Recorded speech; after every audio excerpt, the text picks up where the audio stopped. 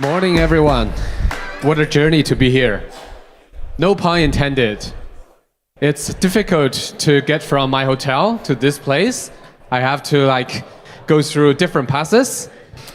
And it's also difficult to be a OG in the crypto market.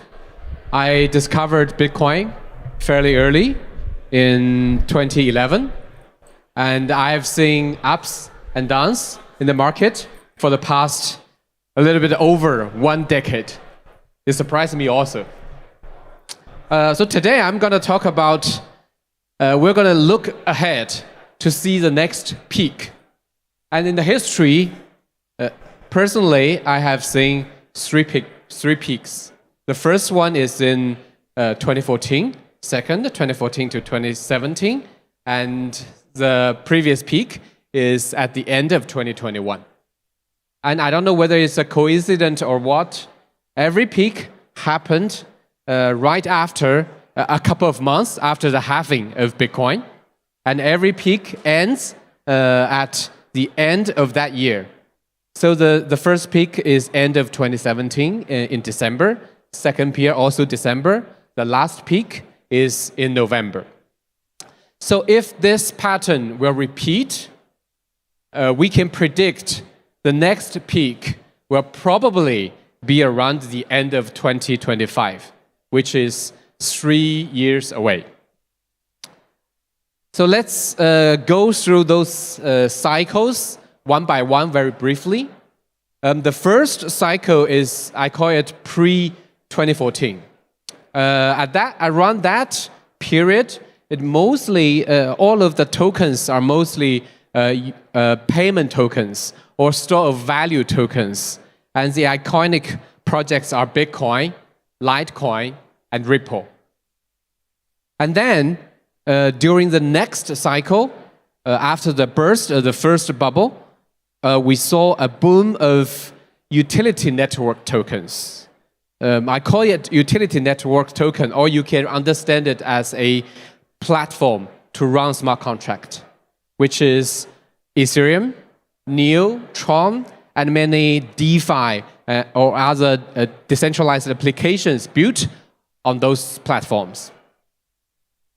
And then the current or the previous circle, during which circle we saw the boom of DeFi, NFT, some new centralized exchange like Binance. Actually, Binance is quite new.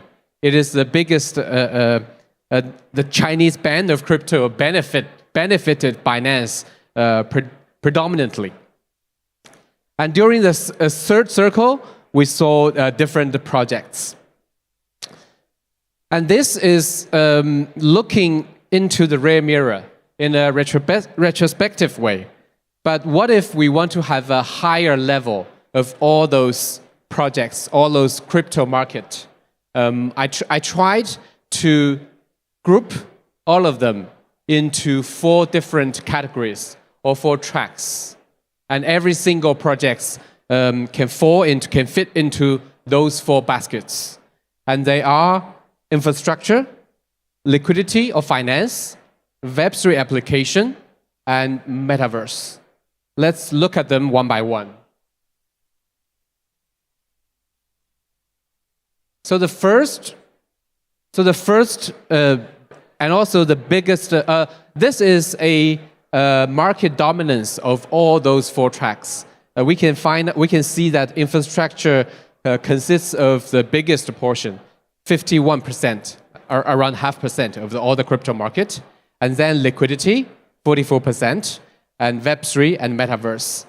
And astonishingly, Web3 application and metaverse is relatively small or very small comparing to infrastructure and liquidity. And don't understand it wrong. It's not just all the tokens combined together. It includes companies' market values.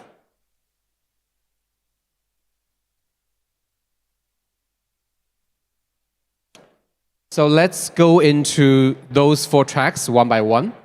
The first one is infrastructure, and it consists of different parts. the biggest part, half of it, is store of value network. Mostly it's Bitcoin, Dogecoin, Litecoin, and other tokens. And then and the second biggest part is utility network, 38%, and the major part is Ethereum. And then Binance chain, Ripple, Solana, and other blockchains. And we also have interoperability protocols, scalability solutions, privacy preserving blockchains, oracles, computational blockchains, and mining and staking, and also some tooling. So the total combined market cap is around $760 billion US, which is pretty big. Here comes some prediction on the infrastructure track for the next peak. Prediction 1: store of value network plus utility network. The total market cap will be on par with gold's market cap. Currently, the gold market cap is around $10 trillion US. If this will be true, then the store of value market network or Bitcoin will be around 4.5 or 5 trillion US dollars. And the combined value market cap of utility network will also be around 5 trillion US dollars. That will put Ethereum market cap to around 4 trillion US dollars. You can calculate how many multiples Bitcoin and Ethereum will need to grow during the next cycle.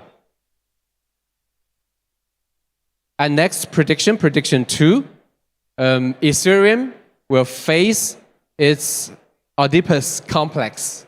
What does it mean? It means layer 2, the son, and layer 1, the father, will have a rivalry. They will compete with each other. If there is a dominant layer 1 project on top of Ethereum, these projects will compete with Ethereum layer 1.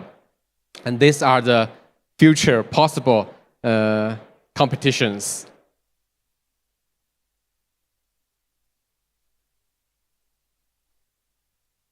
Oops.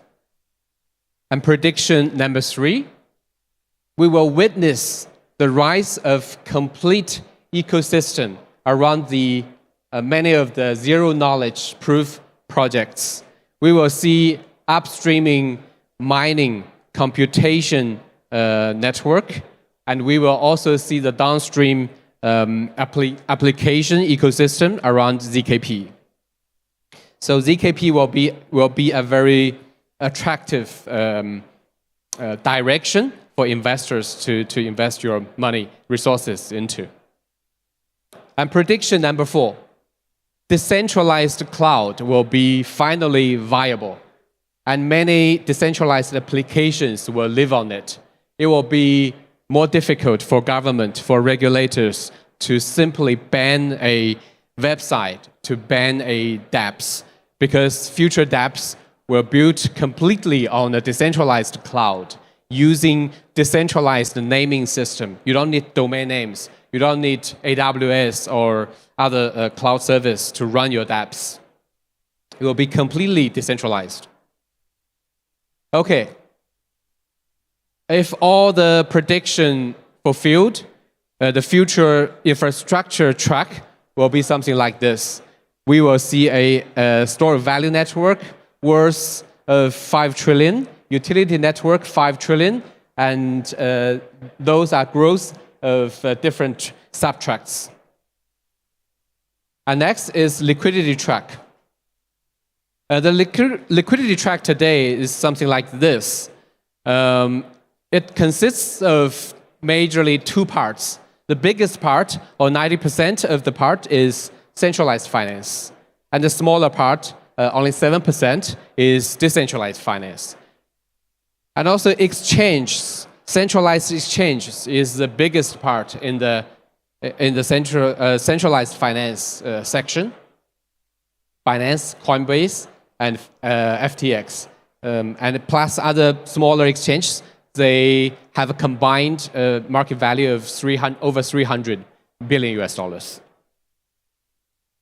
Okay, let's do some prediction on this on this liquidity track. Prediction 5. Stablecoin supply will hike to 2 trillion. The current stablecoin supply is around 150 billion US dollars. But I predict for the next peak, it will grow 10 times to become around 2 trillion US dollars. Because in the past, historical data show that stablecoin or USDT versus Bitcoin market cap is between 3% to 20%. If this percentage preserves in the future, all the stablecoins combined together will be around 2 trillion US dollars. That means a lot of new money from conventional market will go into crypto market. And then prediction 6, KYC, ML, CFT will be applied to those fiat-backed stablecoin projects under the pressure from regulators. It is difficult to imagine that if you send, let's say, 10,000 US dollars to another individual's bank account, and your banker will call you to ask you what is the purpose of this transaction. At the meantime, when you send 1 million USDC or other stablecoins to another address, and nothing will happen, and you can freely do that. And it's let's say in the case of USDC, many US-based banks will complain to US regulators why treat them differently. USDC is USD backed, and USD in the banks are strictly strictly regulated. So I predict KYC, ML of every address, every holder of those fiat-backed stablecoins will be applied. And consequently, my prediction number 7, day-to-day payment by average Joe will constitute a substantial proportion of all transactions, because when stablecoins are strictly regulated, it will be very equivalent to your balance in your bank. And on-ramp, off-ramp will be very smooth and easy. So eventually, average ordinary people will use a stablecoin, will use a blockchain as a payment network because it's more efficient, it's more convenient. So at next peak, the fiat-backed stablecoin will be around 2 trillion, and sequentially, we will see a revival of decentralized stablecoins.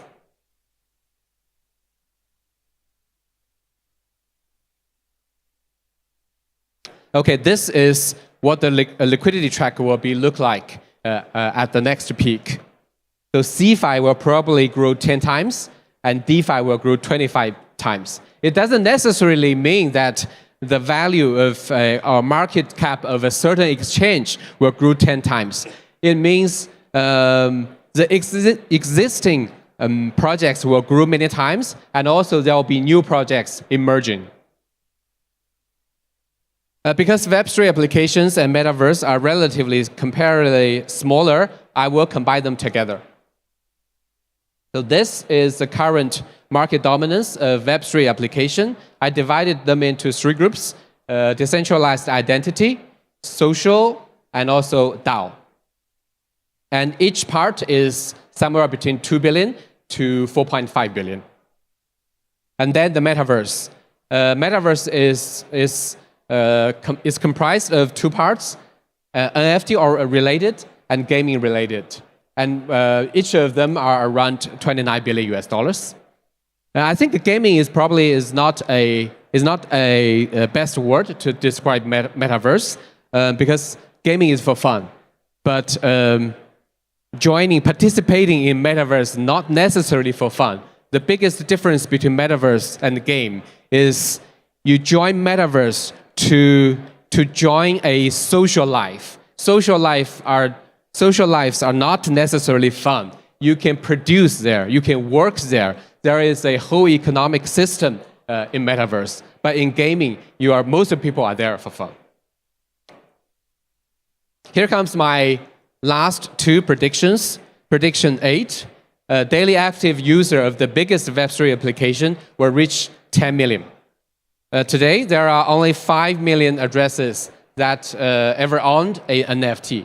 But at the next peak, I think one biggest Web3 applications will have more than 10 million DAU users.